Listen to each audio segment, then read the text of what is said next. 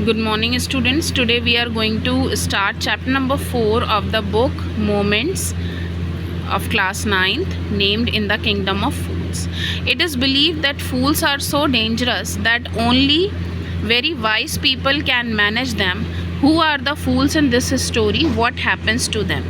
यहाँ पे जो ये स्टोरी है ये A.K. रामानुजन द्वारा लिखी गई है, राइट। इसको ट्रांसलेट रॉबर्ट नाई ने किया है in English, but it is very interesting story. इसमें ये कहना चाह रहे हैं ऑथर के मूर्खों की संगति बहुत खतरनाक होती है, right. It is believe that fools are so dangerous. ये माना जाता है कि जो मूर्ख व्यक्ति होते हैं वो बहुत ही खतरनाक होते हैं और उनको डील करना किसका काम होता है? बहुत ही जो वाइज पीपल होते हैं, जो बहुत इंटेलिजेंट होते हैं, वही उन्हें मैनेज कर पाते हैं। Who are the fools in story, what happens to them. अब हम देखेंगे कि फूल्स कौन है इस स्टोरी में और ऐसा क्या हुआ। In the kingdom of fools both the Kings and ministers were idiots. ये स्टोरी है किंगडम ऑफ फूल्स की। एक मूर्खों का किंगडम होता है, उसमें किंग और मिनिस्टर जो हैं वो बहुत बड़े इडियट्स होते हैं। They didn't want to run things like other kings. उनको दूसरे राज्य की तरह अपना राज्य नहीं चलाना है, तो उन्होंने डिसाइड किया कि वो क्या करेंगे, रात को दिन बना देंगे और दिन को क्या बना देंगे, रात बना देंगे। उन्होंने ऑर्डर किया that everyone should be awake at night. रात में सब लोग जगे रहेंगे till their fields and run their business only after dark and go to bed as soon as the sun came up. तो उन्होंने ऑर्डर किया कि रात को ही वो खेती करेंगे, रात को ही वो अपने बिजनेस करेंगे सब लोग, और जब रात ख़त्म हो जाएगी तो सब लोग दिन में अपने घर चले जाएंगे और सो जाएंगे। Anyone who disobeyed would be punished with that. जो भी इस चीज़ को डिसओबे करेगा, नहीं मानेगा, उसको क्या होगा, एग्जीक्यूट कर दिया जाएगा। The people did as they were told for fear of death. अब लोग ऐसा कर रहे थे क्योंकि मरना कौन चाहता है। King and minister were dilated at the success of their project. Dilated का मतलब क्या है, खुश होना। अब किंग और मिनिस्टर जो थे दोनों ही बड़े खुश हो गए क्योंकि उनकी बात सब मान रहे थे। One day and Guru and his disciple arrived at the city. अब एक दिन क्या हुआ, एक दिन एक गुरु और एक डिसाइपल मतलब शिष्य उस सिटी में आए, किंगडम ऑफ फूल्स की। उन्होंने देखा ये तो बहुत सुंदर सिटी है, it was a beautiful city, it was broad daylight but there was no one about. उन्होंने देखा कि दिन निकल रहा है लेकिन कोई दिख ही नहीं रहा। एवरी वन वॉज अस्लीप, सब लोग सो रहे हैं। Not a mouse stirring, even एक चूहा तक नहीं घूम रहा। Even the cattle had been taught to sleep by day. जितने भी कैटल हैं, गाय भैंस, सब सो रहे हैं। The two strangers were amazed by what they saw around them and wandered around town till evening. अब ये दोनों जो गुरु और शिष्य थे ये काफ़ी सरप्राइज हो गए ये सब देख के, राइट। और फिर वो शाम तक वहीं घूमने लगे। फिर क्या हुआ, when suddenly the town woke up and went about it's Knightley business. क्योंकि अब शाम होने लगी, रात होने लगी, तो दुकानें खुलने लग गई, राइट, सब लोग जगने लग गए। The two man were hungry. अब उन दोनों को बहुत भूख लग रही थी। Now that the shops were open. अब दुकानें भी खुली हुई थी, तो वो कुछ ग्रोसरी वगैरह लेने गए, ज़रूरी सामान खाने पीने का लेने गए। टू देयर एस्टॉनिशमेंट मतलब वो काफ़ी सरप्राइज हुए। उन्होंने देखा कि हर चीज़ का जो कॉस्ट है वो क्या है, सिंगल डूडू, राइट, वहाँ की करेंसी है। Whether they bought a measure of rice और a bunch of bananas it cost a doodu. यानी कोई भी चीज़ ले लो वो केवल 1 डूडू की ही है, right. The guru and his disciple were dilated. वो बहुत ही खुश हुए। They had never heard of anything like this. उन्होंने कभी ये सुना ही नहीं था। They could bye all the food they wanted for a रूपी। उन्होंने सोचा कि यानी कि 1 डूडू यानी जो वहाँ की करेंसी है 1 रुपी, उसमें तो वो सब कुछ खरीद सकते हैं। When they had cooked and eaten the guru realize that this was a kingdom of fools and it wouldn't be a good idea for them to stay there.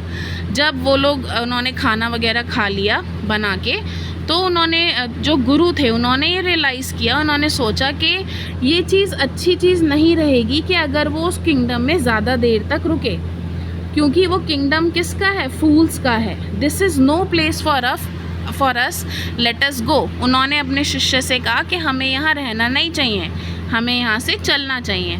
लेकिन जो शिष्य था वो जगह छोड़ना ही नहीं चाहता था। Everything was cheap here. क्यों नहीं छोड़ना चाहता था? क्योंकि वहाँ सब कुछ बहुत चीप था, बहुत सस्ता था।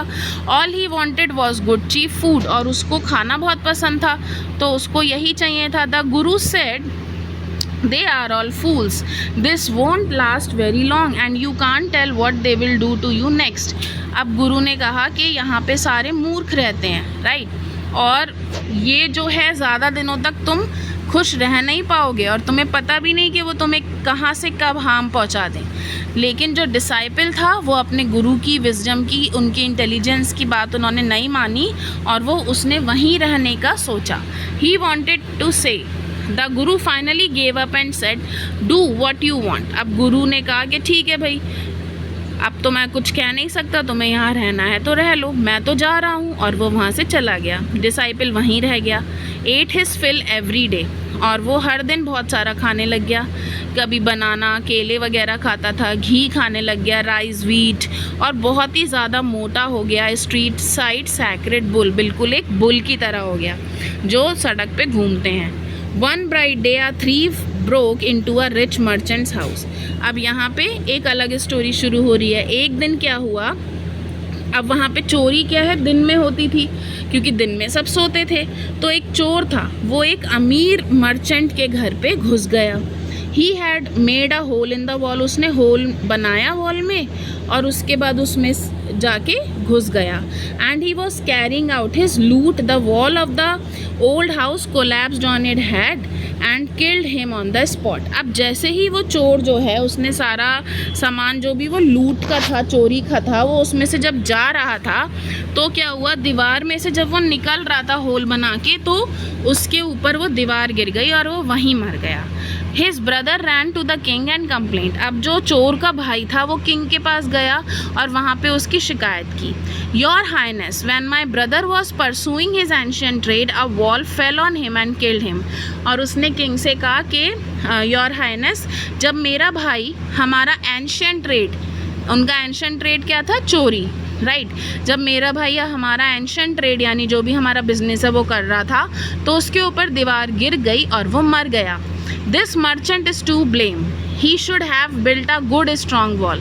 फिर चोर के भाई ने कहा कि जो अमीर मर्चेंट है इसको मैं ब्लेम करता हूँ और इसको अपनी वॉल स्ट्रॉन्ग बनानी चाहिए थी। You must punish the wrong doer and compensate the family for this injustice. फिर चोर का भाई कहता है कि आपको जो है जस्टिस करना चाहिए, जो मेरे साथ नाइंसाफ़ी हुई है, मेरा भाई चोरी करते करते मर गया है, राइट, तो आप रॉन्ग डूअर को पनिश करिए और मुझे कॉम्पनसेशन दिलाइए। The king said justice will be done, don't worry, and at once summon the owner of the house. Summon means called. अब जो किंग है वो कहता है ठीक है, बिल्कुल तुम्हारे साथ इंसाफ होगा, राइट। अब वो कहता है कि ठीक है, ओनर जो है बुला के लाओ उसको। When the merchant arrived, the king questioned him, "What's your name?" अब जब मर्चेंट वहाँ पे आ जाता है, किंग पूछता है तुम्हारा नाम क्या है, तो वो अपना नाम बता देता है, such and such. Were you at home when the dead man burgled your house? अब किंग पूछता है तुम घर पे थे जब तुम्हारे यहाँ चोरी हुई? Yes my lord, he broke in and the wall was weak, it fell on him। तो मर्चेंट कहता है हाँ लॉर्ड, ये मेरे घर में घुसा, जब चोरी करके जा रहा था तो दीवार कमज़ोर थी, इसलिए वो दीवार उसके ऊपर गिर गई। The accused pleads guilty. Your wall killed this man's brother. You have murdered a man. We have to punish you। अब उसके बाद किंग कहता है कि जो एक्यूज्ड है, राइट, ये इसने गिल्टी के लिए रिक्वेस्ट की है और तुम्हारी वॉल जो है इसने इसके भाई को मार दिया है, तो तुमने एक आदमी का खून किया है, हमें तुम्हें पनिश करना पड़ेगा। Lord said the helpless merchant, I didn't put up the wall, it's really the fault of the man who build the wall. अब वो मर्चेंट कहता है कि लॉर्ड ये मेरा फॉल्ट नहीं है, ये उसका फॉल्ट है जिसने ये दीवार बनाई है। He didn't build it right, उसने सही से नहीं बनाई और आप उसी को पनिश करिए। Who is that? My lord, this wall was built by my father's time. I know the man, he is an old man now, he lives nearby. अब वो कहता है कि ये जो वॉल है ये मेरे फादर के समय की बनी हुई है और मैं उस आदमी को जानता हूँ, वो अब बूढ़ा हो चुका है और वो पास में ही रहता है. The king sent out messengers to bring in the bricklayer who had built the wall. अब किंग अपने मैसेंजर्स भेज देता है उस ब्रिकलेयर को जिसने वॉल बनाई है उसे बुलाने के लिए.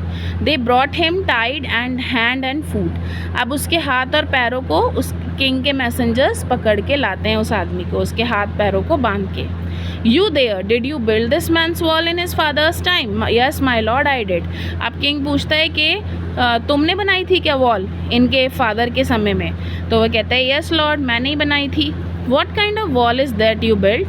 It has fallen on the poor man and killed him. You have murdered him. We have to punish you by death.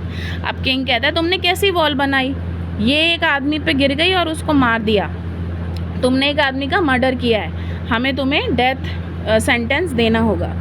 Before the king could order the execution the poor bricklayer प्लेडेड. अब king उसको execution के लिए sentence देता, इससे पहले ही वो bricklayer बोला कि सर पहले आप मेरी बात सुनिए. It's true I build this wall and it was no good. मुझे पता है ये वॉल मैंने बनाई है और ये अच्छी नहीं बनी, but that was because my mind was not on it. But ये इसलिए हुआ क्योंकि मेरा दिमाग जो था वो कॉन्सेंट्रेशन पूरा नहीं लगा हुआ था. I remember very well a dancing girl. वहाँ पे एक डांसिंग गर्ल आती थी. Who was going up and down that street. और वो उस गली से बहुत बार निकल के जाती थी और उसकी जो एंकलेट्स थी, जो उसकी पायल थी, वो बार बार जिंगलिंग करती थी, आवाज़ करती थी. And I couldn't keep my eyes और my mind on the wall I was building. इसकी वजह से मैं अपनी आँखें और अपना माइंड उस वॉल पर नहीं कॉन्सेंट्रेट कर पाता था. You must get that dancing girl, I know where she lives. अब ब्रिकलेयर कहता है कि आप किसको बुलाएं? आप डांसिंग गर्ल को बुलाएं और मुझे पता है वो कहाँ रहती है. You are right, the case depends, we must look in to it. It is not easy to जज सच कॉम्प्लिकेटेड केस. अब किंग क्या कहता है कि हाँ तुम सही कह रहे हो, ये बहुत गहरा केस है, हमें इसमें देखना पड़ेगा और ये ईजीली जज नहीं कर सकते हम लोग, ये बहुत कॉम्प्लिकेटेड केस है. लाओ उस डांसर को लेकर आओ. The dancing girl now an old woman came trembling to the court. अब जो डांसिंग गर्ल है वो ट्रैम्बलिंग मतलब लड़खड़ाना, बूढ़ी हो गई है और वो लंगड़ाते हुए वहाँ पे पहुँचती है, धीरे धीरे चलते हुए वहाँ आती है. Did you walk up and down the street that street many years ago while the poor man was building a wall? Did you see him? अब किंग उससे पूछता है क्या जब ये ब्रिकलेयर वॉल बना रहा था रिच मर्चेंट के घर की, तो क्या तुम वहाँ से बार बार निकलती थी और उसको डिस्टर्ब करती थी? क्या तुम इसको जानती हो? Yes my lord, I remember it very well. Dancing girl कहती है यस सर, मैं जानती हूँ. So did you walk up and down with your anklets jingling? तो क्या तुम अपनी पायलें बजाती हुई वहाँ से निकलती थी? You were young and you distracted him so he built a bad wall. Right, तुमने उसको डिस्ट्रैक्ट किया, उसको डिस्टर्ब किया, राइट, और उसने बहुत ही बुरी दीवार बनाई. It has fallen on a poor burglar and killed him. ये देखो बेचारे एक लुटेरे पे ये वॉल गिर गई और मर गया वो. तुमने एक इनोसेंट मैन को मारा है, तुम्हें पनिशमेंट मिलेगी. She thought for a minute and said my lord wait, I know now why I was walking up and down that street. I had given some gold to the goldsmith to make some jewellery for me. अब dancing girl कहती है कि sir आप एक minute रुकिए, मेरी बात सुनिए. मुझे पता है कि मैं वहाँ उस स्ट्रीट से बार बार जाती थी, लेकिन मैं क्यों जाती थी? क्योंकि मैंने सुनार को, गोल्ड स्मिथ को कुछ ज्वेलरी का ऑर्डर दिया था बनाने के लिए, और वो इतना लेज़ी स्काउंड्रल था. He made so many excuses. हर बार वो कुछ ना कुछ एक्सक्यूज़ बनाता था. Said he would give it now and he would give it then. कभी कहता था आज दे दूँगा, कभी कहता था कल दे दूँगा, and so on all day. He made me walk up and down to his house a dozen times. और उसने मुझे बहुत बार गली से आने के लिए और जाने के लिए मजबूर किया. That was when his bricklayer saw me. और तभी की बात है कि ये जो ब्रिकलेयर है इसने मुझे देखा. It's not my fault my lord, it's the damned goldsmith fault. और ये मेरा फॉल्ट नहीं है, ये किसका फॉल्ट है? उस सुनार का. Poor thing, she is absolutely right, thought the king weighing the evidence. अब जो किंग है वो कहता है अरे ये तो बहुत बुरी बात है, तुम बिल्कुल सही कह रही हो. अब वो वज़न देखता है एविडेंस का, यानी सबूत का. तो वो कहता है we have got the real culprit, अब हमें असली मुजरिम मिल चुका है लास्ट में, right. Get the goldsmith, उस गोल्ड स्मिथ को बुला के लाओ, कहाँ छुपा हुआ है, where he is hiding. At once the king's bailiff searched for the goldsmith who was hiding in a corner of his shop. अब जो किंग के सैनिक थे वो जाते हैं, सर्च करते हैं उस सुनार के लिए, और वो सुनार कहाँ छुपा होता है, अपनी शॉप के कॉर्नर में। जब वो सुनता है कि उसके ऊपर एक्यूसेशन लगा हुआ है कि वो एक मर्डरर है, उसने किसी का खून किया है, लेकिन उसके पास भी अपनी स्टोरी होती है। वो क्या कहता है, माय लॉर्ड, मैं तो एक गरीब सुनार हूँ। It's true I made this dancer come many times, ये बिल्कुल सही है कि मैंने इस डांसर को कई बार आने और जाने के लिए बोला। I gave her excuse because I couldn't finish making her jewellery before, और मैंने उसको एक्सक्यूज़ दिए क्योंकि मैं उसकी ज्वेलरी जल्दी बना नहीं पाया। क्यों नहीं बना पाया, क्योंकि मुझे एक रिच मर्चेंट का ऑर्डर था। They had a wedding coming and they wouldn't wait, उनके यहाँ एक शादी थी और वो रुक नहीं सकते थे। आपको पता ही है कि जो अमीर आदमी होते हैं ये बहुत इम्पेशेंट होते हैं, इनके अंदर सब्र नहीं होता। Who is this rich merchant who kept you from finishing this poor woman's jewelry, made her walk up and down, which distracted this bricklayer, which made a mess of his wall? उसके बाद king कहता है कि ये rich merchant कौन है जिसने तुम्हें ज्वेलरी इस विमेन की बनाने नहीं दी और उसको स्ट्रीट पर कभी ऊपर कभी नीचे भेजा, और इस वजह से ब्रिकलेयर का ध्यान भटका और इसलिए वॉल बेकार बनी, which has now fallen on an innocent man, और वो एक इनोसेंट से थीफ पे गिर गई और उसको मार दिया। Can you name him? The goldsmith named the merchant and he was none other than the original owner of the house whose wall had fallen. अब जो गोल्ड स्मिथ है वो नाम बता देता है, और वो नाम किसका होता है, उसी ओनर का जिसकी वॉल गिरी थी, यानी जो फर्स्ट टाइम जिस पे इल्ज़ाम लगा था। Now justice had come full circle thought the king back to the merchant. अब किंग कहता है देखो जो इंसाफ है वो घूम के वापस आ गया। When he was rudely summoned back to the court, अब उसको बुरी तरीके से खींच के लाया गया कोर्ट में। He arrived crying, और वो रोने लगा मर्चेंट। वो कहता है कि मैं नहीं था, मेरे फादर थे जिन्होंने ज्वेलरी ऑर्डर की थी और वो अब मर चुके हैं, मैं तो इनोसेंट हूँ। But the king consulted his minister and ruled decisively. It's true your father is the true murderer, he is dead but somebody must be punish in his place. अब किंग कहता है वो अपने मिनिस्टर से पहले तो वो कुछ भी जो है डिस्कस करता है, फिर वो डिसाइसिवली यानी बहुत ही बुरे तरीके से उसको ऑर्डर सुनाता है। वो कहता है कि ठीक है, तुम्हारे फादर जो थे वो वैसे तो ट्रू मर्डरर हैं और अब वो मर चुके हैं, लेकिन किसी को तो पनिशमेंट मिलेगा ही मिलेगा। You have inherited everything from that criminal father of yours. जो भी चीज़ें तुम्हारे फादर की थी वो तुम्हें इनहेरिट हो गई हैं ऑटोमेटिकली, क्योंकि तुम उनके लड़के हो, right. His riches as well has his sins, चाहे उनकी कोई जायदाद हो या उनके पाप हो। I knew at once even when I first set eyes on you that you were at the root of this horrible crime, you must die. फिर किंग कहता है कि देखो मैंने तो तुम्हें पहली बार देख के ही समझ गया था मैं कि तुम ही क्रिमिनल हो, राइट, और तुमने ये क्राइम किया और तुम्हें मरना होगा। And he ordered a new stake to be made ready for the execution, और वो फांसी के लिए नया फंदा तैयार करवाने को बोल देता है। As the servant sharpened the stake and got it ready for the final impaling of the criminal, it occurred to the minister that the rich merchant was somehow too thin to be properly executed on the stake. अब क्या होता है, जब नया stake तैयार किया जाता है उसको शार्पन भी किया जाता है, राइट, क्योंकि फाइनल इम्पैलिंग होनी थी, वहाँ पे उसको फांसी दी जानी थी, राइट, उसको मारा जाना था वहाँ पे। तो सडनली मिनिस्टर के दिमाग में फिर कुछ आता है, राइट। मिनिस्टर कहता है कि जो ये मर्चेंट है ये बहुत ही पतला है उस स्टेक पे आने के लिए, इसके फंदा फिट नहीं आएगा। He appeal to the king's common sense, the king too worried about that. फिर वो कहता है कि किंग आप ही अपनी कॉमन सेंस से कुछ सोचिए। What shall we do, he said, when suddenly it struck him that all they needed to was to find a man fat enough to fit the stake. अब वो लोग सोचते हैं कि हमें क्या करना चाहिए, तो किंग कहता है कि हमें एक ऐसा आदमी देख के आना चाहिए जो इस फंदे पे फिट आ जाए, राइट। और वो थोड़ा सा मोटा होना चाहिए ताकि इजीली वो इस पर फिट आए। The servants were immediately sent all over the town looking for a man who would fit the stake. अब जो servants होते हैं उन्हें भेजा जाता है कि ऐसा आदमी लाओ जो इस स्टेक पे फिट आ जाए। And their eyes fell on the disciple who had fattened himself for months on bananas and rice and wheat and ghee. अब वो लोग किसे ढूंढ के ले आते हैं? उनकी अब आँख पड़ती है उसी डिसाइपल पे, उसी शिष्य पे जो खा खा के एकदम बुल जैसा हो गया है।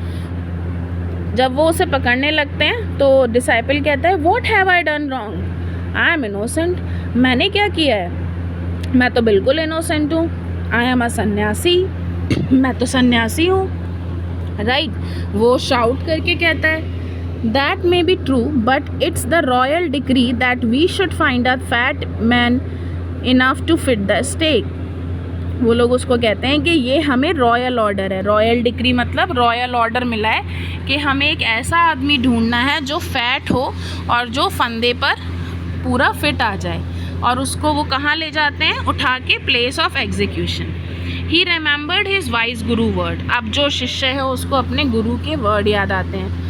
This is a city of fools, you don't know what they will do next. उसको याद आता है उसके गुरु ने कहा था कि देखो ये मूर्खों की सिटी है और तुम नहीं जानते वो तुम्हें किस तरीके से कब हार्म कर दें। While he was waiting for death he prayed to his guru in his heart asking him to hear his cry wherever he was. उसके बाद वो आंखें बंद करता है, राइट, और अपने गुरु को बाय हर्ट याद करता है और वो कहता है कि आप जहाँ कहीं भी हों आप आ जाओ। The Guru saw everything in a vision. अब गुरु के पास कुछ मैजिकल पावर्स होती हैं तो गुरु देख लेता है कि उसका शिष्य मुसीबत में है, क्योंकि गुरु तो फ्यूचर भी देख सकता है, प्रेजेंट भी देख सकता है और पास्ट भी देख सकता है। अब वो वहाँ पे तुरंत आ जाता है अपने शिष्य को बचाने। Who had got himself into such scrap through a love of food. जो इन सारी फसल में फंस चुका है जड़, राइट, और ये जो है खुद ही परेशान हो गया अपने लालच की वजह से। As soon as he arrived he scolded the disciple and told him something in a whisper. जैसे ही गुरु वहाँ पे आता है तो वो अपने शिष्य से थोड़ी सी हल्की आवाज़ में कुछ कहता है।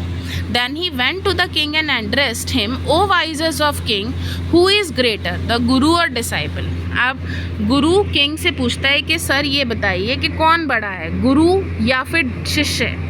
Of course the Guru, no doubt about it. तो किंग कहता है बिल्कुल गुरु ही बड़ा है, लेकिन आप क्यों पूछ रहे हैं? Then put me to the stake first, put my disciple to death after me. तो गुरु कहता है कि देखो अगर गुरु बड़ा है तो पहले आप मुझे स्टेक पर चढ़ाइए, उसके बाद आप मेरे शिष्य को चढ़ा देना, राइट।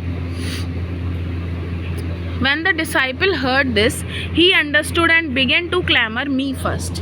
अब जब डिसाइपल उसका शिष्य ये बात सुनता है तो वो कहता है, वो समझ जाता है कि उन्होंने जो मुझे कहा था मुझे वही करना है, तो वो शाउट करने लगता है नहीं नहीं पहले मुझे चढ़ाइए, क्योंकि आप मुझे यहाँ पहले लेकर आए तो मुझे पहले आप फांसी पे लटकाइए। The guru and the disciple now got into a fight about who should go first. अब किंग के सामने दोनों लड़ने लगते हैं कि पहले मुझे। अब किंग बहुत ही पजल्ड हो जाता है, कंफ्यूज हो जाता है इस बिहेवियर से। वो गुरु से पूछता है कि why do you want to die, आप क्यों मरना चाहते हैं? We chose him because we needed a fat man for the stake. आपके शिष्य को तो हम यहाँ इसलिए लाए क्योंकि हमें एक फैट मैन चाहिए था, लेकिन आप इसके बदले क्यों मरना चाहते हो? You shouldn't ask me such questions, put me to that first, replied the guru. गुरु कहते हैं कि आप मुझसे सारे क्वेश्चन मत पूछिए, आपको नहीं पूछने चाहिए, आप तो मुझे सीधे स्टेक पे चढ़ाइए। Why? There is some mystery here, as a wise man you must make me understand. King कहता है कि क्यों? इसमें तो कुछ सस्पेंस है, कुछ मिस्ट्री है, और आप इतने वाइस हो, इंटेलिजेंट हो, तो आप मुझे समझाइए। Will you promise to put me death if I tell you? तो गुरु कहते हैं कि आप मुझे बताइए कि अगर मैं आपको बता दूंगा तो आप मुझे फांसी दे देंगे ना।